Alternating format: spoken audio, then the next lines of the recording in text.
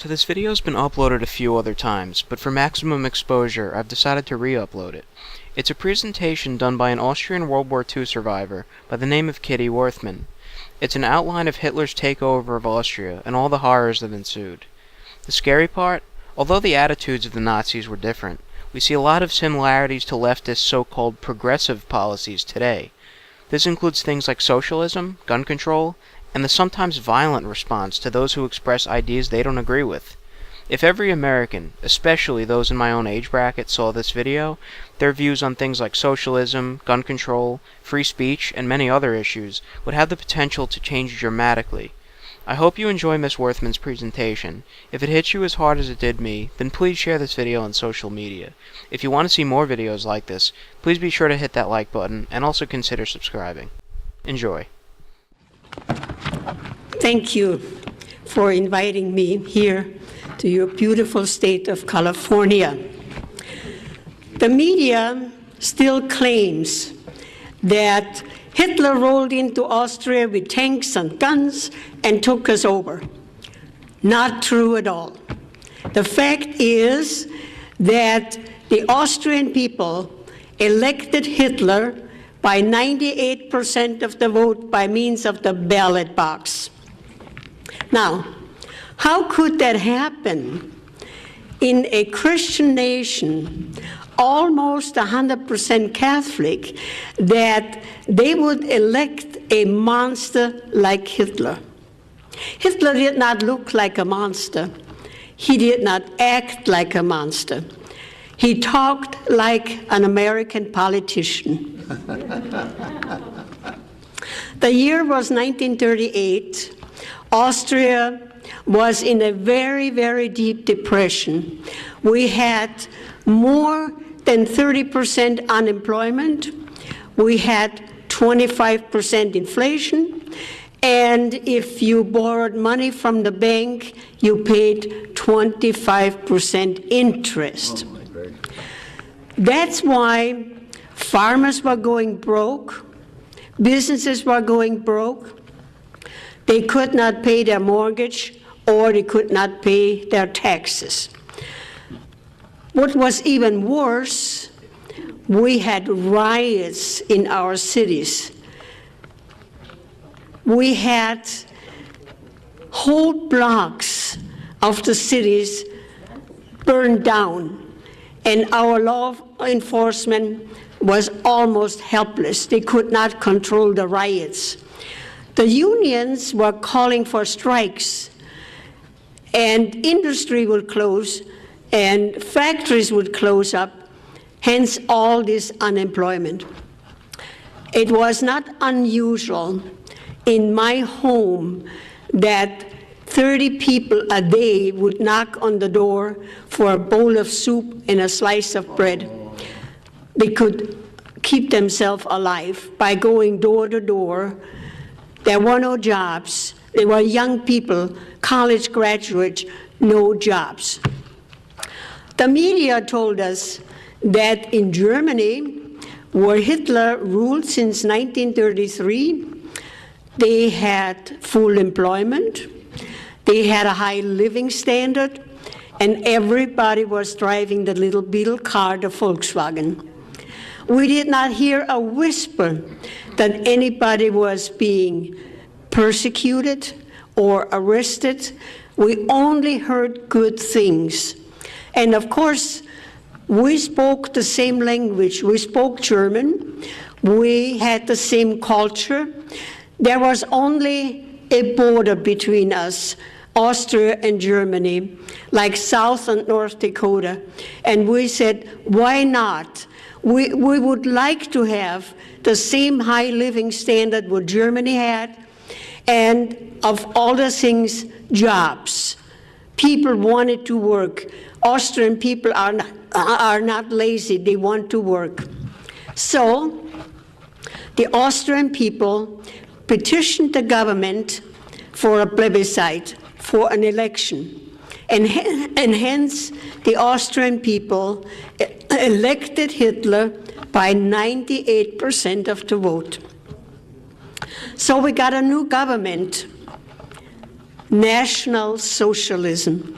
I translate for you Nationalsozialismus from the word national, the word Nazi derived. So we were getting a Nazi government. Nobody was elected anymore from the school board, the city commission, the county commission, legislature, and governors.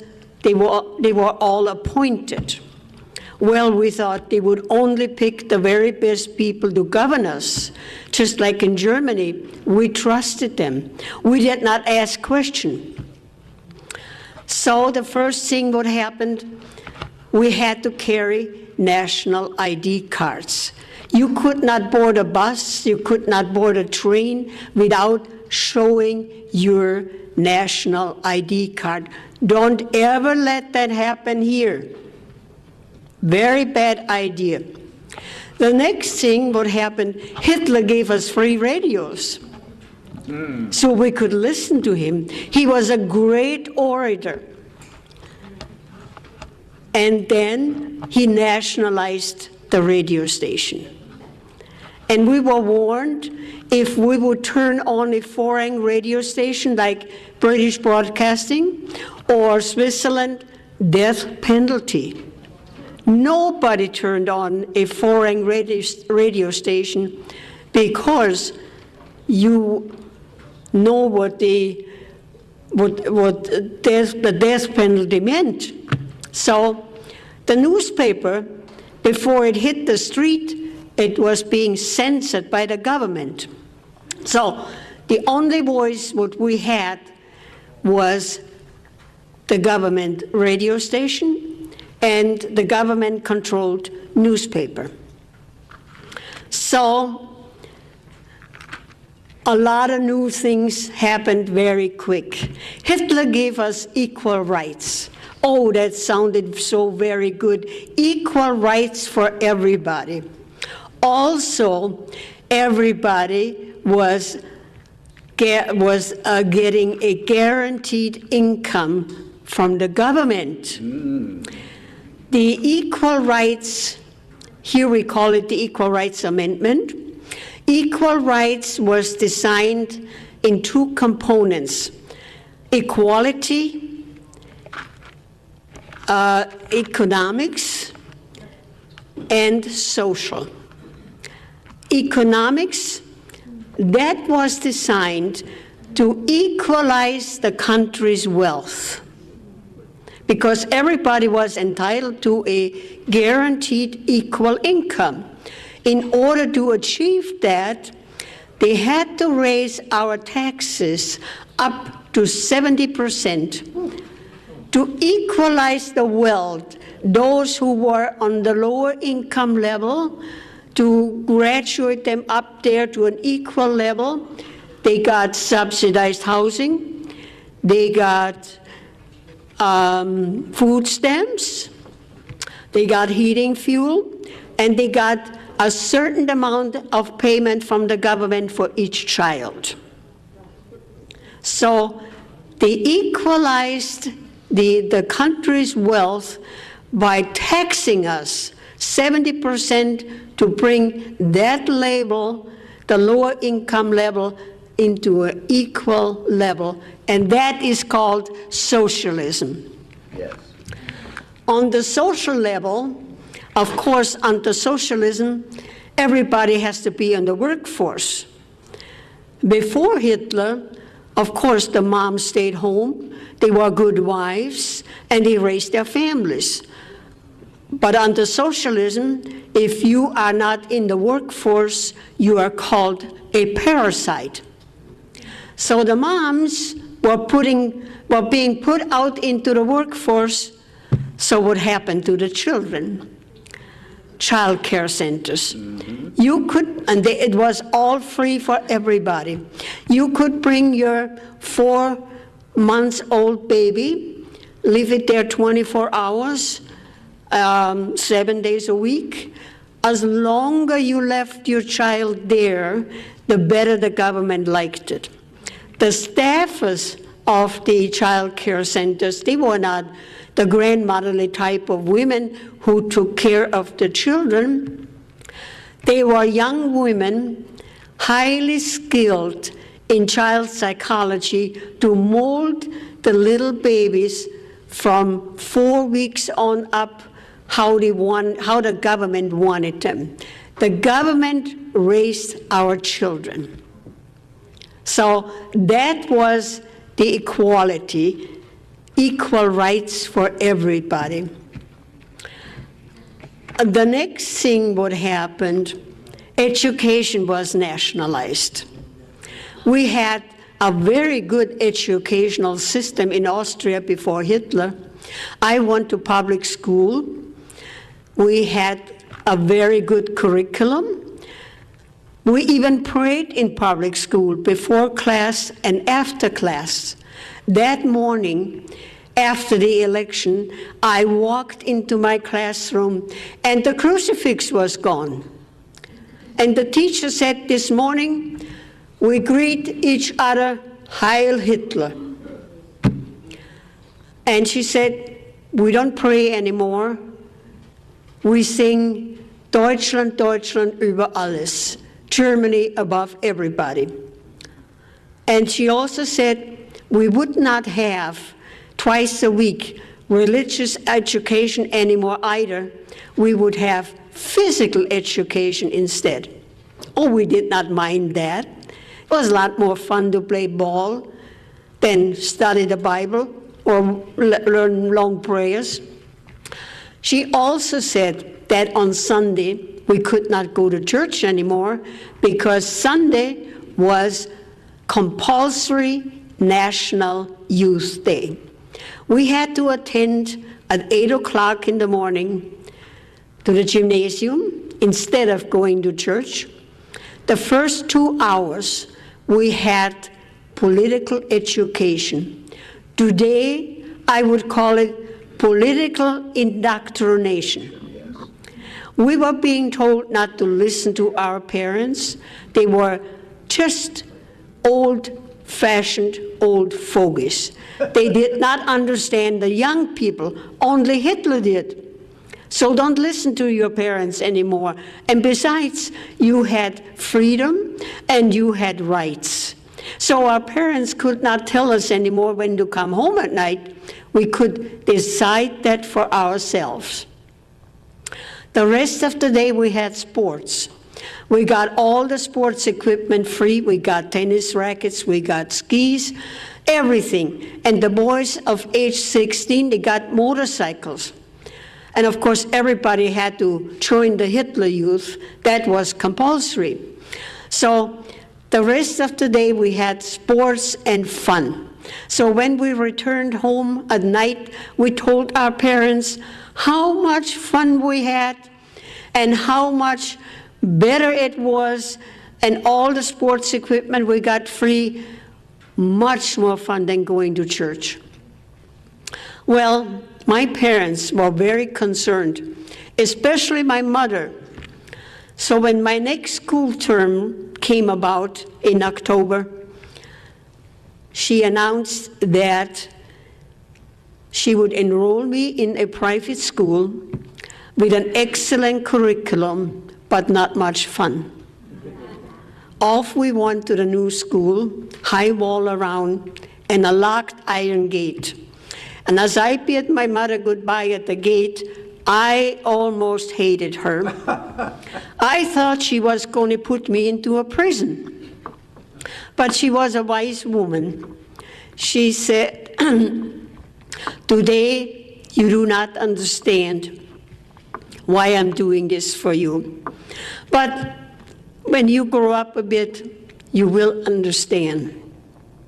Had my mother not intervened, today I would be a radical Marxist. So, on holidays, I could go back home for a visit. Of course, I was curious. I would go back to my former classmates and find out what was going on. I was shocked. 16-year-old girls were having babies for Hitler, and that was glorified. Oh, Hitler wanted a lot of babies, blonde hair and blue eyes, the master race. I was shocked.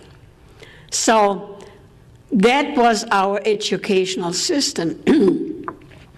Hitler also nationalized our car industry. Austria built a little car, a little bit bigger than a Fiat. Hitler said, we don't need another little car, we already have the Beetle car, the Volkswagen.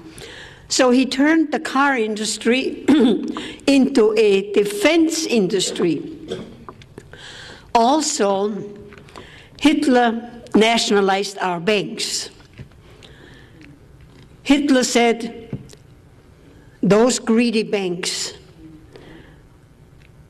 they were the ones who charged 25% interest, and that is why the farmers were going broke and the businesses were going broke, and he looted the Jewish banks. So our banks were being nationalized. Next thing, what happened, he nationalized our healthcare system. We had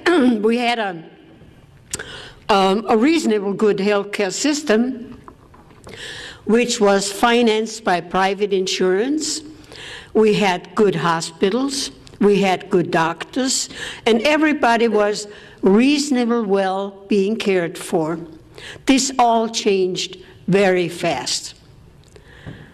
My brother-in-law, who was a family physician, he told me that when he arrived at his office at 8 o'clock in the morning, 40 patients would be lined up waiting for him to be cared for. He said it was like practicing medicine on a conveyor belt.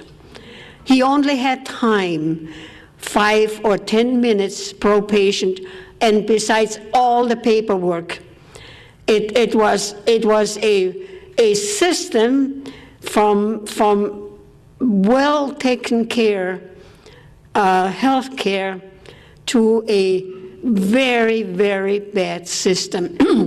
And what was even worse, he told me that naturally all the doctors were being salaried by the government. There was no more free market. Free market did not exist anymore. The government salaried all the doctors. So my brother-in-law was a very conscientious doctor. He would only prescribe medication what the patient really needed. But if that medication was not on the government's list, they took it out of his salary, and his salary dwindled down to almost nothing. So a lot of doctors left the country. A lot of doctors left, including my own husband. My husband did not want to practice medicine like his brother had to. He wanted free market medicine.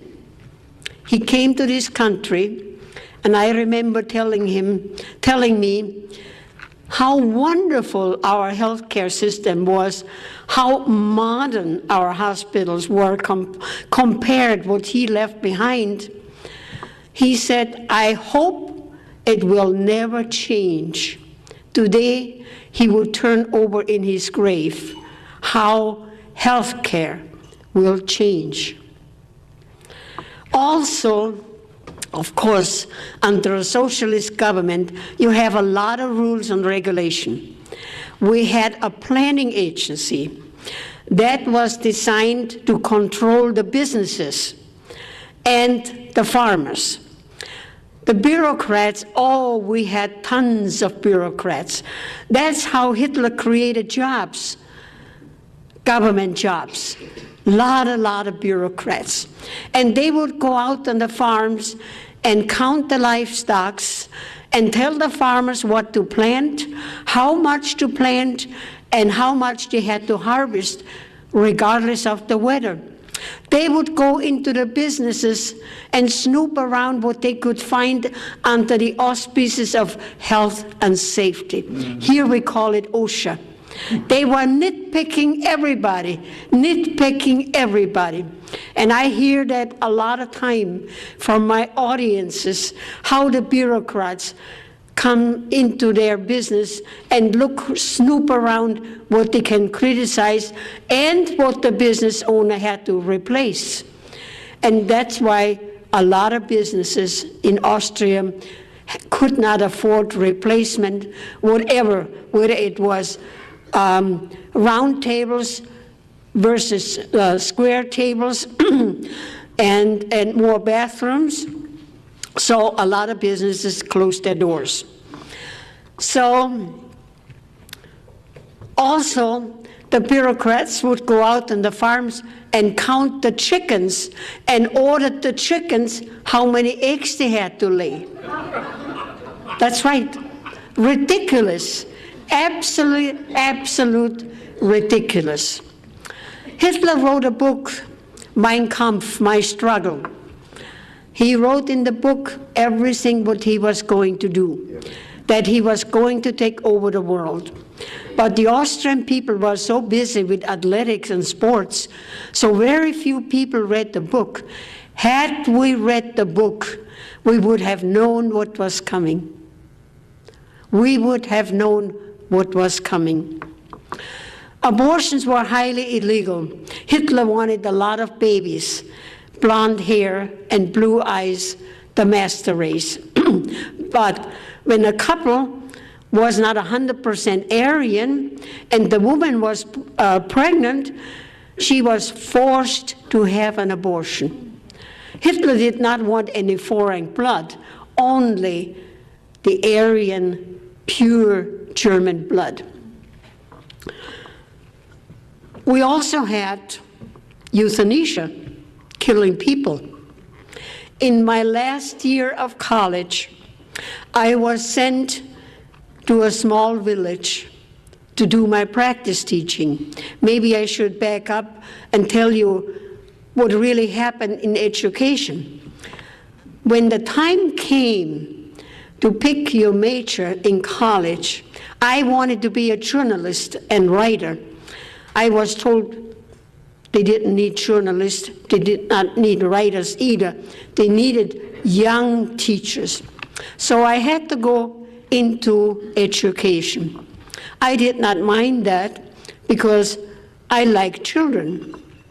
So in my last year in college, I was sent to a small village in the mountains, and I was told that because in the wintertime, the mountain passes would close up because of the masses of snow. So people in that village, they intermarry family into family. And we know by genetics that sometime the offsprings, the baby, is a bit mentally handicapped. So when I arrived in that village, I was told they had about 15 of mentally handicapped people. One man I know very well, he was the janitor in our school, Vincent. He could not read or write, he could not talk very well, but he kept our school clean. So one morning, I looked out of my classroom window, and there was a van out there from the health department. I thought, well, and all these people were being ushered into the van. So I asked my principal, where are they going to take Vincent and all the rest of the people? I thought maybe they take him for an outing, for a picnic. The principal said, oh no, the health department came around and asked the parents if they want to institutionalize their son or daughter to learn how to read and write. Gladly the parents signed the papers and off they went.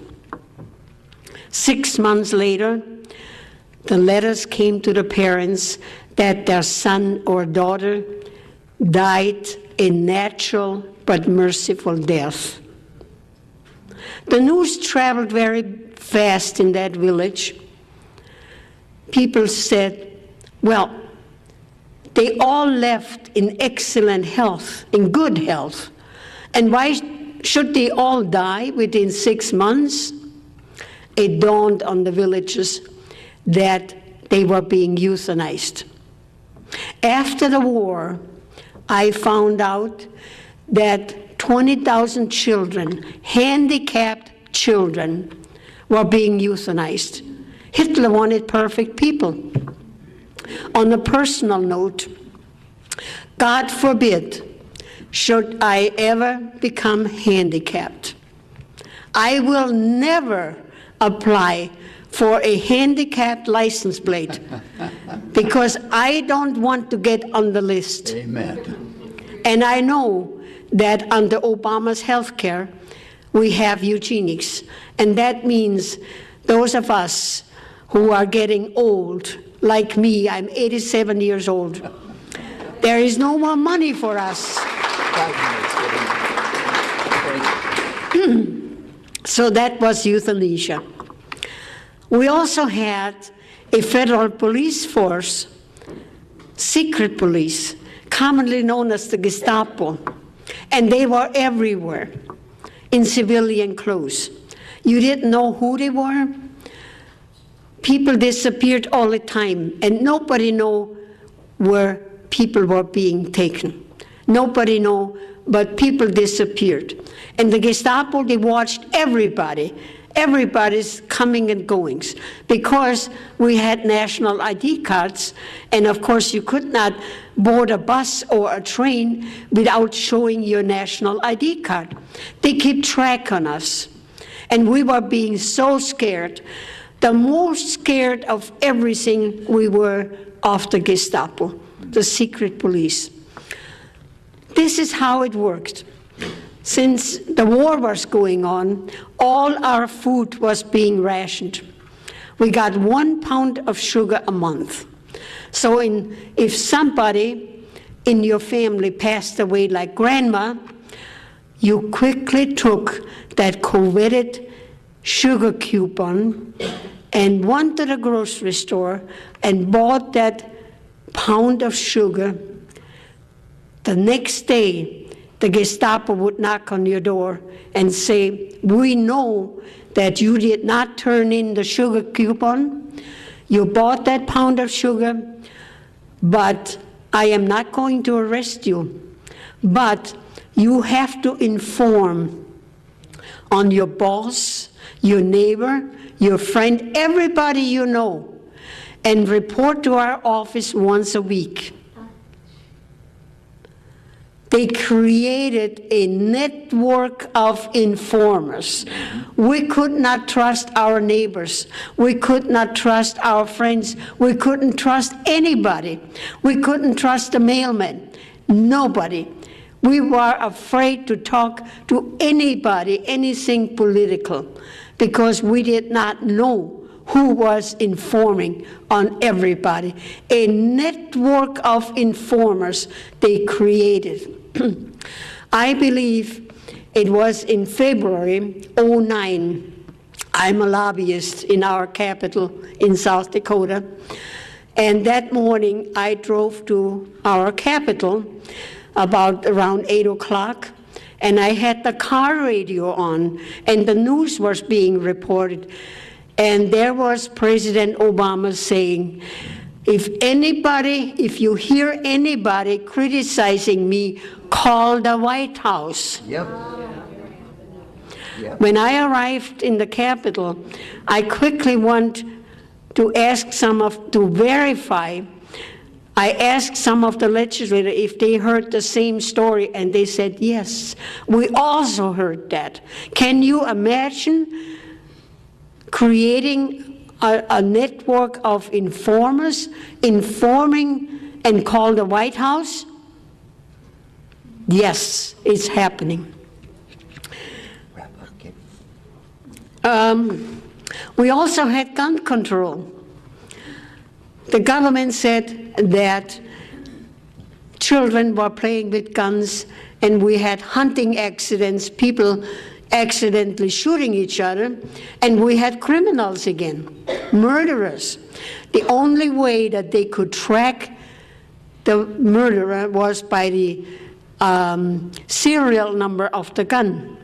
So bring your gun to the police station, then we can register the serial number and we can track the criminal. And we thought that was a good idea. Mm-hmm. So gladly we did that. Not long afterwards, they said no, it did not help. We could not track all the criminals. The best way to have no more crimes and no more people getting hurt, bring your guns to the police station, and they already know who had guns because we registered our guns. Keep your guns and buy more guns and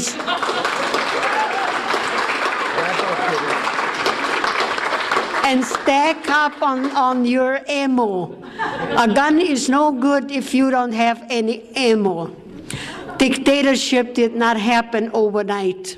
It took 5 years, from 1938 until 1943, we had a full-blown dictatorship. Had we kept our guns, we would have fought a bloody battle to the last man and women to keep our freedom.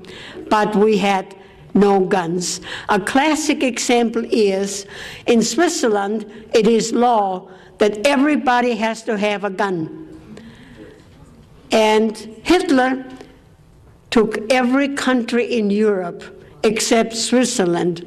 And Switzerland did not have a war for more than 600 years. Hitler never tackled Switzerland. So keep your guns. Keep your guns.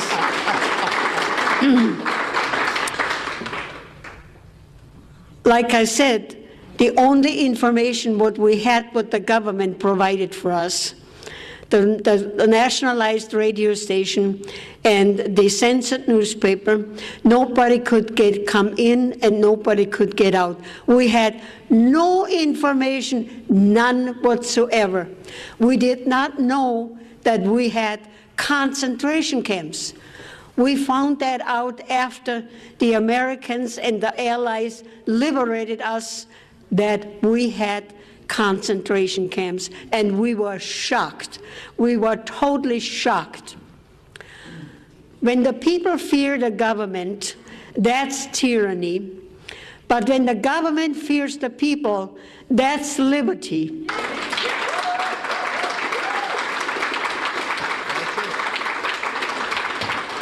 We have to take our country back as we know it. And a good way is that we educate our friends, everybody. I have my speech on a DVD.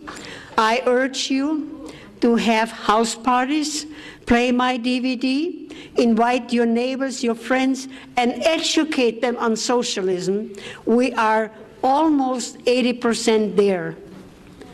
We have to take our country back as we know it. Those of us who sailed past the Statue of Liberty, we came to a country of unbelievable freedom and opportunity. America is the greatest country in the world. Amen. If we can keep it.